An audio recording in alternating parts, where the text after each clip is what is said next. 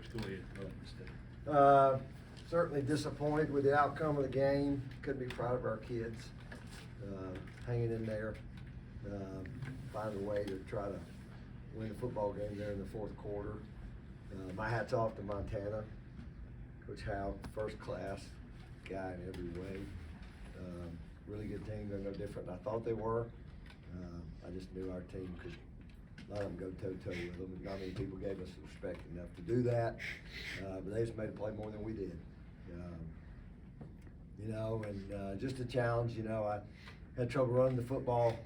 We didn't have two of our backs available tonight, which was challenging. And Tyler, I don't know what Tyler would say he is. I think Tyler's probably about 75%, and my hat's off to him. That's just the kind of guy, it's how he plays.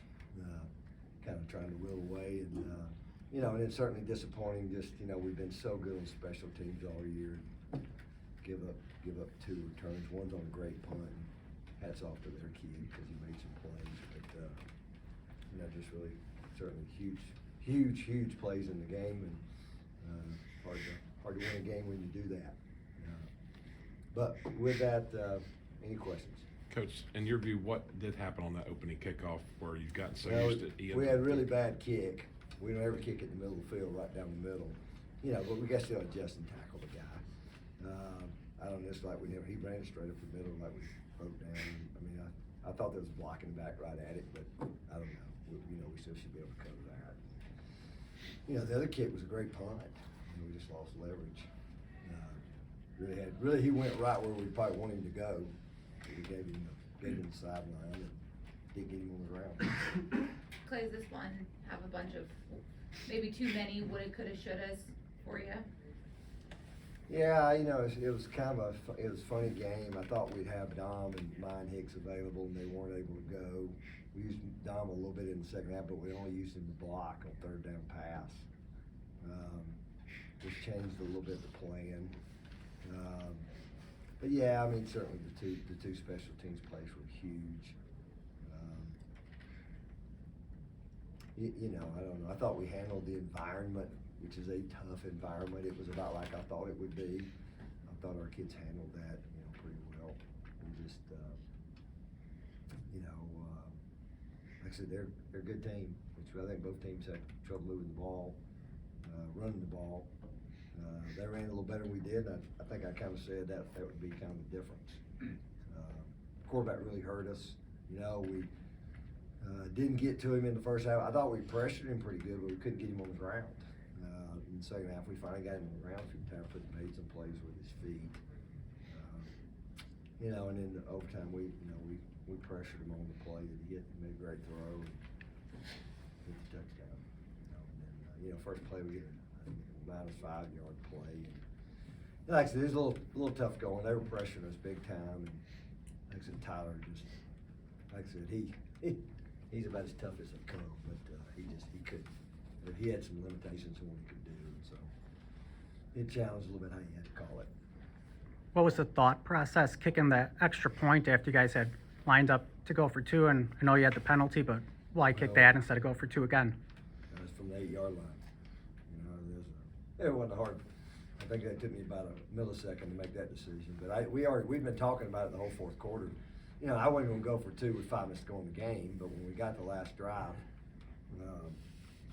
I knew we could end the game down there, so we had the call we wanted. Whether we'd execute or not, I don't know. We get the procedure, but once we went there, I didn't think twice about it.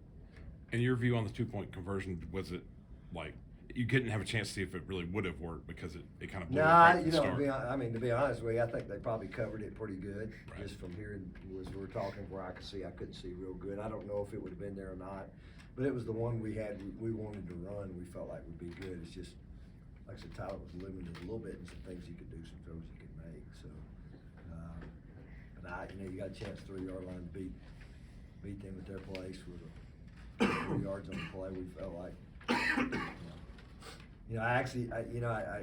I thought again about going to overtime. I thought, our guys kick, Ian's kicking the ball. I know they'd missed a couple of kicks that were a little bit longer, and we've been stopping them, and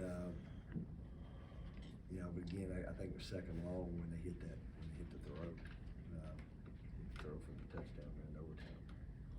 Clay, as you walk out of here tonight, what sticks with you? What will you be thinking about as you get on that plane?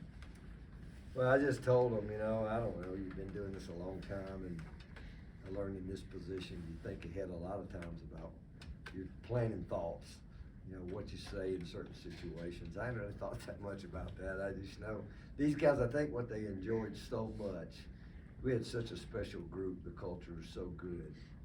I think they're hurting more as much that's over. You know, as much certainly losing the football game. But, you know, we've had a great run.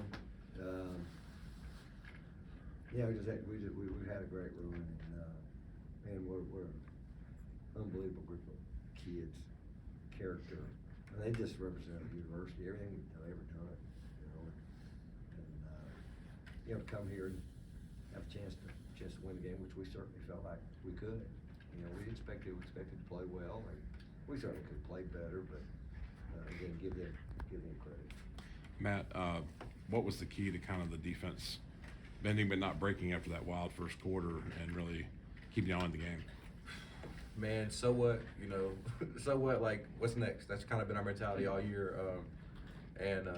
Just that core guys, that brotherhood the whole game, it was kind of like, we can't give anything up just because the way we, you know, the game was going on offense. And I guess what hurts the most is just the fact, you know, you give up 2 touchdowns, staying on the sideline. You know what I mean? Like, I guess that hurts. But also, we had a chance at the end of the game to stop them, and we didn't. So, just hurts.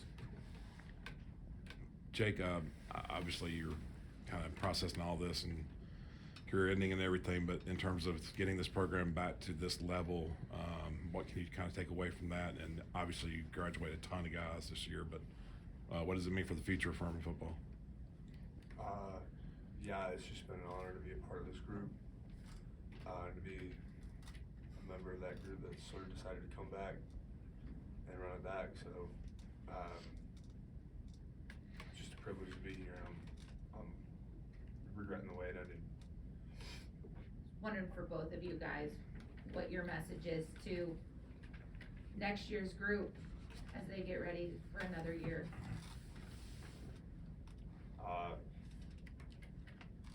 Just love each other, focus on getting close with each other. I think that is sort of understated how much that matters when it comes time to play. For me, it's just like, you can play with anybody. There's this whole narrative that the SoCon can't play with the Big Sky. I've been in the SoCon for 7 years. I saw all the Twitter warriors last night and for the last 24 hours saying Furman can't play with the Big Sky, all that stuff. I mean, we can play at this level. We've played at that level in the history of this team, of this conference, and it's going to continue. Carry the torch, man. We can play with anybody. You saw it today. We felt on the wrong side of the stick today, man, but bright future ahead for Furman. It's been a pleasure. Matt, obviously tough to be on the losing end of it, but what was it like kind of playing in such a crazy, wild game in an atmosphere like that? Yeah, no doubt. You know, all we heard about the environment, and I tell you, it's a little different when you have a 10-year-old kid calling you fat for 4 quarters. But it was definitely a cool environment. I wish we could have got it done, but definitely an awesome experience. And I wouldn't have it any other way with my brothers. So, how would you describe what you guys were able to do to slow down the run game, and then in specific, Montana runs kind of the wider splits on the line. Yeah. So like, how did you guys kind of go about working that? Man, yeah, definitely different with the splits and the alignment. We just knew we had to tackle well because, you know, the running backs are pretty good in space.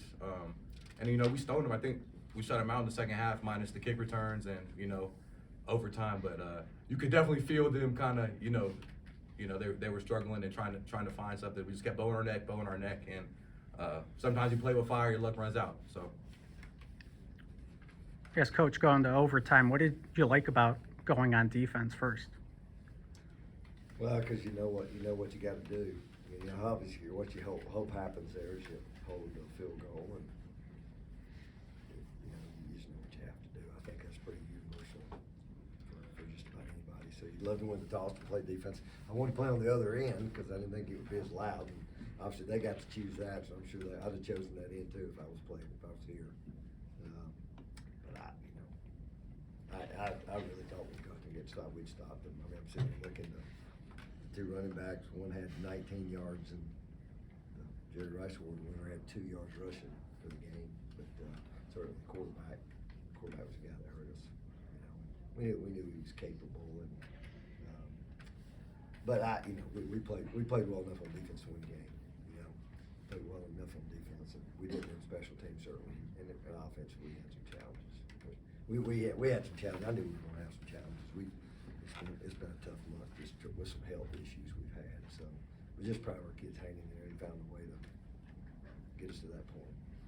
Coach, walk me through the last drive in regulation, the touchdown drive. I mean, you'd really struggled to make plays on offense in the second half. Just how heartening was it to see you put together a drive with your last chance? Well, it was, and I really had an issue with as much grabbing was going on in the secondary, and thought we could have gotten a couple more calls, and they didn't go our way. But they were coming after him.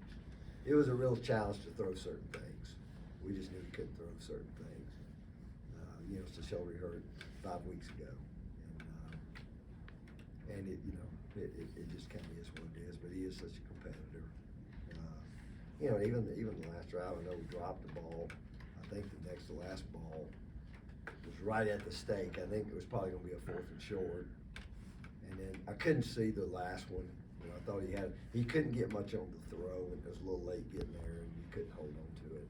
They knocked it loose out of bounds over there. So, but we just felt like that's what we could do. We were down to 2 running backs, and so it was a challenge. It was a challenge just coming up a little bit with a plan as the game went on. And our guys did a good job. Justin Roper, who played here, Justin did a good job of calling, giving our guys a chance to do some things they could do to execute it. But that's football. That's how it is. You can tell in the way you talk about him, you love Tyler, but I was wondering if you could put it into some more words, what he's meant as you guys send him off to go serve our country. Well, he I actually was going to bring you with me, and I just don't think he was in a good spot to do that. There were some disappointing guys in that room, and we all are. And I don't know, it felt even different than last year. It was the similar kind of game in Carter Word there in the second round. But I just think for Tyler, just as he'll tell you, he said, "Coach, I never won anything all through high school." He goes to a non-scholarship school, and he's a second lieutenant. But when he came here, just leadership. He just kind of showed up and kind of worked his way, didn't assume anything, and he was told he wasn't good enough to play at the non-scholarship place, so we were needing a guy. Came here, he's going to have, he'll here another week. He'll have a graduate degree. He's married, been married a year and a half. Second lieutenant. I mean, he's a pretty good guy, but just his toughness. I think, and grit. What a good guy, what a good teammate he is. I can speak on that a little bit. Hold on, let's get our camera there. All right. Man, I've been here 7 years. Tyler F came in, and he commands a room. He's a leader. He's a great dude off the field. And I'm emotional right now, but I'm gonna be honest with you guys. The snippet that was posted last night, I thought was very unprofessional, because that's not Tyler Huff. And I think a very wrong message was portrayed from him talking jump before the game, and he got a lot of flack for that today and online. And that's not the guy he is. I go read with him at elementary schools every week. Stand-up guy. He's gonna serve our country, and that's not how he should go out, being remembered as a trash talker or something like that, because that's not who he is. Anything else? Appreciate you being here.